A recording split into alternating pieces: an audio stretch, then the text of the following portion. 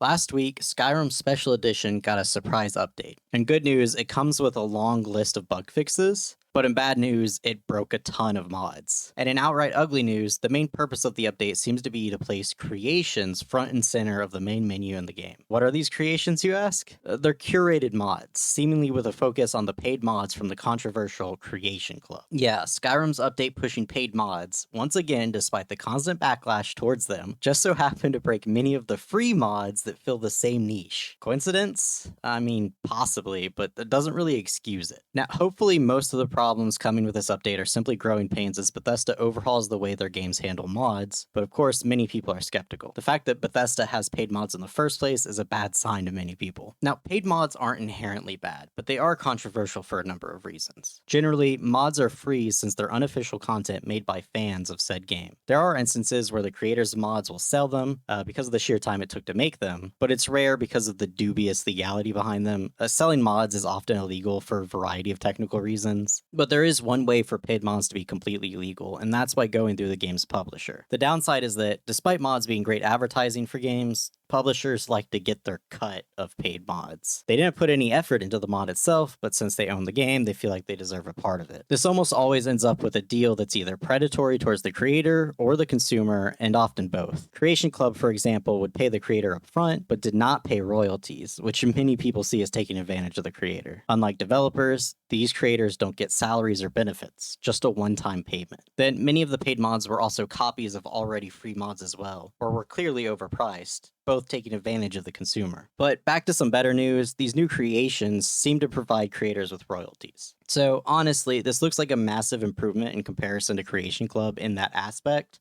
However, the update still made a ton of older mods unusable, and given their age, these mods likely won't ever be updated to work with the new system. Given that many players have very specific mods that they prefer to use, this is a horrible change for them. What do you think? Do you think this is a good or a bad change overall? Bethesda's obviously trying to paint it as a good change, and I mean, there are parts of it that are good, but it seems like the community as a whole sees it as a bad change. But let me know how you feel about it. Thanks for watching this video. It's a lot shorter than what I normally do. My last video was a nearly hour-long review of Starfield, but making videos like that is just, it's really time consuming, and I don't exactly have the audience to justify making videos that long, at least not as every video. But since you made it to the end, if you could like the video and subscribe if you want to see more. You don't have to, of course. You can dislike the video if you want. It's up to you. But yeah, thank you.